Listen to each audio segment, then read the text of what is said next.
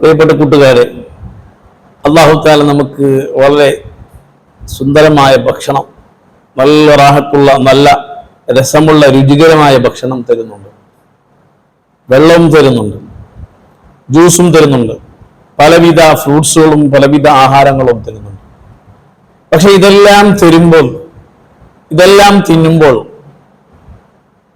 നാം അല്ലാഹു തആലയെ ഓർക്കണം.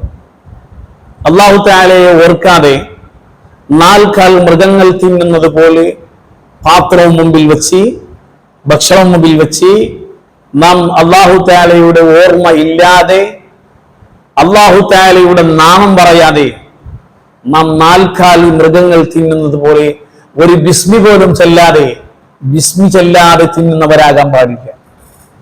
അതാണ് നന്ദി കെട്ട വർഗം. നന്ദി കെട്ട വർഗം അതാണ്. നന്ദി കെട്ട വർഗത്തിൽ നാം പെടാൻ പാടില്ല. അല്ലാഹു തആല സുന്ദരമായ ഭക്ഷണങ്ങൾ തരുന്നതിന് നന്ദിയുള്ളവരാകണം.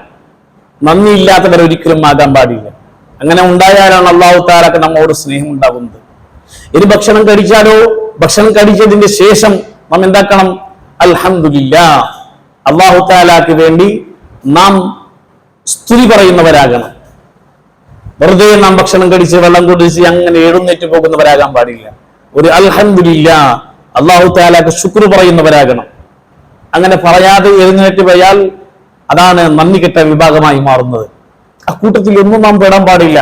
നാൽക്കാൽ മൃഗം അല്ലല്ലോ. അതുകൊണ്ട് നമ്മുടെ ജീവിതം ഭക്ഷണം കഴിക്കുമ്പോൾ ബിസ്മി ചൊല്ലി ഭക്ഷണം കഴിക്കുന്നവരാകണം.